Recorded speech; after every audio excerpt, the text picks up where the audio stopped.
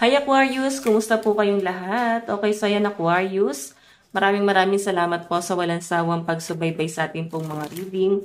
And kung ikaw ay bago pa lang sa ating channel, mag-subscribe na po kayo and i-click mo na rin yung ating notification bell para lagi kang updated sa ating mga bagong upload, okay? So, ayan guys, meron akong pa-discount pala since patapos na ang taong 2024. Ayan, papadiscount ako. All in guys, no? Reading, wishing candle, and cord cutting. Makukuha nyo guys itong tatlo na to sa sobrang affordable na price, no? Once in a blue moon lang yan. Okay, so paunahan na lang guys.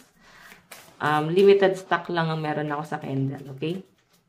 So, ayan. Tignan natin guys, ganap sa inyo. Ganap sa inyo sa January 2025. Aquarius, Sun, Moon, Rising, and Venus sign. Okay? Ganap po kay Aquarius. Sa January 2025, meron po tayong narrow pathway. Tread thoughtfully. So, yung iba sa inyo guys, ito ha, parang meron kang sinatsaga na parang inuunti-unti. Ganun yung nasasagap kong energy. Parang meron kang inuunti-unti. Siguro gamit sa bahay, pwedeng ipon, pundar, parang inuunti-unti mo yan, or kung ano man yung gusto mong bilhin sa buhay mo, meron kang inuunti-unting mabili, or ma-provide, or mapundar. Okay? So guys, meron tayong distant thunder, clear the air. So, I think yung iba sa inyo, meron ka rin iniisip dito na something from the past, na parang nilayo ka na din sa mga negative na yon.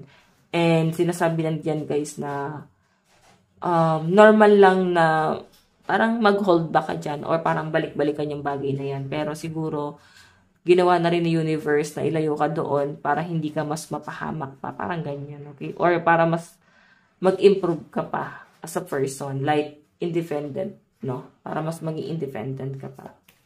Okay, tignan natin. Aquarius, Sun, Moon, Rising, and Venus sign. Ganap po sa kanila sa January 2025.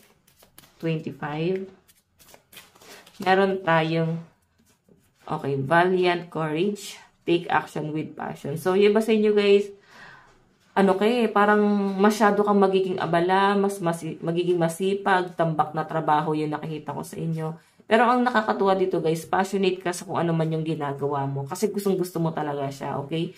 So, kahit na parang aligaga ka dito sa bagay na to, I think masyado yung pag-gather na gagawin mo and as in magiging workaholic ka din guys, no? Okay, so meron ka daw parang gustong i-pursue like passion, pwedeng business, no? Passionate ka dun sa bagay na yun na parang gustong-gusto mong i-pursue yun. Okay, sige, tignan pa natin guys. Additional message. Ganap kay Aquarius. Meron tayong reaching your destination. Okay, so Aquarius, no? Sinasabi din dito is reaching your destination. Your light is shining brightly. Wow! Parang sinasabi lang na sobrang parang you are almost there.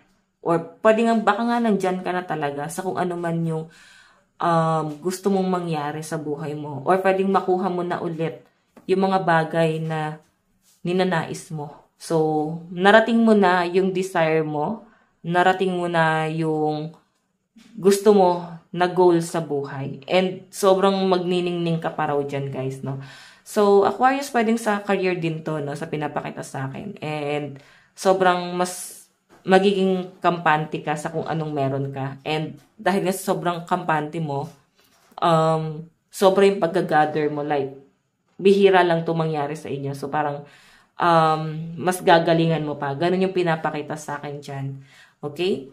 So, Aquarius, titignan pa natin. Okay? Napakaganda niyan, guys. Siguro, yung iba sa inyo, talagang grabe yung parang conflict nyo sa career nyo. Like, sobrang napaka-negative na mga nangyayari nitong 2024, no? Or pwedeng bago pumasok taong 2024, parang 2 years, nagtyaga ka, and finally, nakukuha mo na yung resulta ng mga bagay na pinagtsatsagaan mo or pagtsatsaga mo. Okay? So, tignan natin guys. Ano ba tong narrow pathway? Meron tayong Knight of Pentacles, protective, conservative, patient, and tentative. So, ito naman guys, pag-iingat to para sa sarili. So, ito naman daw guys, narrow pathways. Parang kailangan mong ingatan yung sarili mo, especially yung finances mo. Parang kailangan matuto kang i-manage din to and matuto kang kontrolin yung mga blessing na dumarating sa inyo sa January 2025, okay? So, nakakita ko rin guys na masyado ka magiging protective sa sarili mo or kung sino man din, pwedeng sa family, ramdam mo yung pagiging protective mo, no? Meron tayong Queen of Wands. Ayan, nakikita ko yung pagiging independent and sobrang, ikaw yung tipo ng tao na parang hindi ka talaga dedepende. Kahit sa person mo, hindi ka dedepende kasi meron ka sariling diskarte. Okay, sobrang confident nung nakikita ko sa inyo guys and change direction. Kung makita nyo guys, itong flower is nasishare to ng energy sa ibang tao. So, pwede iba sa inyo, nasishare ka na lang ng energy sa mga taong kapaki-pakinabang. Pwedeng natuto na yung iba sa inyo na parang pakinabang, parang natuto na lang din kayo sa sarili nyo na parang sawa na kayong pakinabangan ng ibang tao. So, ang tutulungan nyo na lang is yung mga taong natutulungan ka rin. Okay? Mas pahalagahan mo yung sarili mo dito. Hindi naman parang nagbe-benefits ka, pero parang natauhan ka na. Sobrang naging mabait and parang tinake advantage. No? Tinake advantage. Sobrang inabuso ka. So, nagigets kita rito guys, na parang protektahan mo na lang yung family mo. Ayan. And syempre yung sarili mo. Okay, and ano ba tong valiant courage? Take action with passion. Ano ba tong sisimulan mo na to? Meron tayong Knight of Pentacles pa rin. Pero talaga guys, no, yung focus talaga ng energy mo is makaipon talaga. Diba? And possible na makuha mo yan guys. Achievement, successful endings, possibilities, and completion. So, as in, napakaganda ng nakikita kong energy dito, Aquarius, na yung pagsusumikap mo, pagtsatsaga, pagtitiis, merong magandang ibubunga yan. Okay? And sa huli, mas magiging successful ka pa. Okay, ayan. Moving forward yung energy mo dito, may nakikita kong travel yung iba sa inyo. Baka meron kang planong puntahan, simulan. Iba sa inyo guys, pwedeng nag-aaral. Ayan, parang ayan, pwedeng graduation. Okay? May fresh graduate siguro dito. And parang, ayun nga, kakagraduate lang, nakuha nyo na agad yung trabahong gustong-gusto nyo. Okay? Napakaganda niyan, guys. Ayan. Meron daw po kayong ma-achieve, no? Isa sa mga goal mo. Okay, ano ba tong reaching your destination, Aquarius?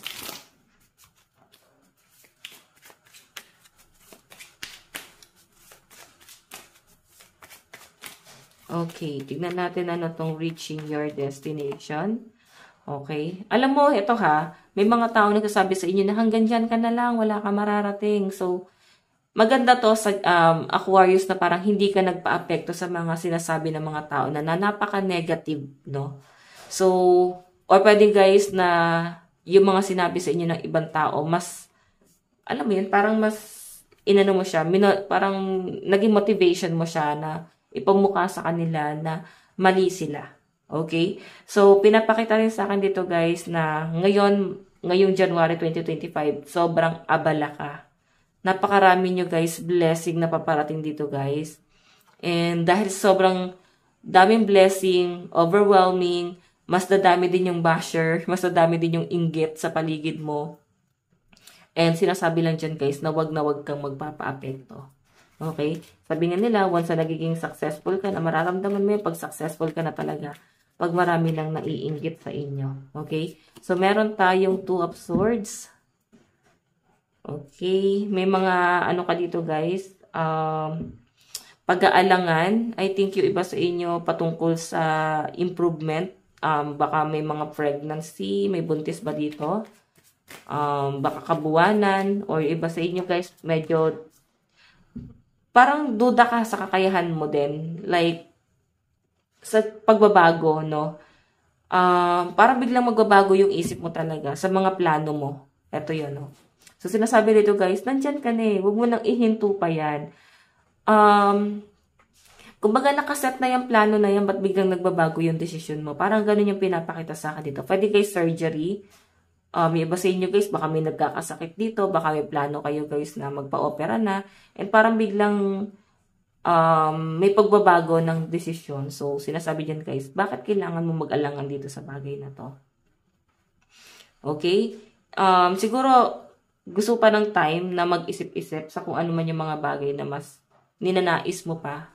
Parang ganun yung nakikita ko dyan, okay? So, tignan natin, guys. And, alam nyo, guys, add ko lang, guys, no? Siguro, wag kayo, guys, masyadong pabago-bago ng mga desisyon. Kasi, maguguluhan sa universe kung ano ba talaga yung gusto nyo gawin sa buhay niyo. Okay. Sige, tignan natin. Advice sa'yo sa January 2025, meron tayong Ocean. Remember to practice self-love. Basic wish. Ayan. So, sinasabi sa inyo guys, ayan, lalo na sa mga single dito, huwag ka masyadong parang meron kasi dito guys na ibang nasasagap ko parang hopeless romantic na like, magkaka-love life pa ba? May darating pa ba? Ganun yung pinapakita sa akin. So, sinasabi rin dito guys na i-practice mo rin, no? Huwag ka masyadong magmadali kasi kusang ibibigay sa inyo ni universe yan. Okay? So, yung iba sa inyo guys, pwedeng hoping pa rin kayo sa past person. So, may nakikita ko dyan guys na pwedeng siya to eh. Ayan, take action with passion. Baka siya tong gagawa ng hakbang. Like, mag-reach out siya sa inyo. Okay? And sinasabi rito guys, ayan, nire-remind ka lang ni universe na okay ka na nag-iisa eh. Babalik ka pa ba sa past person? Baka kailangan focus ka muna sa sarili mo. Mag-self-love ka muna. Okay? So, Aquarius, ito lang po ang inyong monthly reading. Again, maraming salamat and Happy New Year. Ingat po kayong lahat. God bless and love you all. Bye-bye!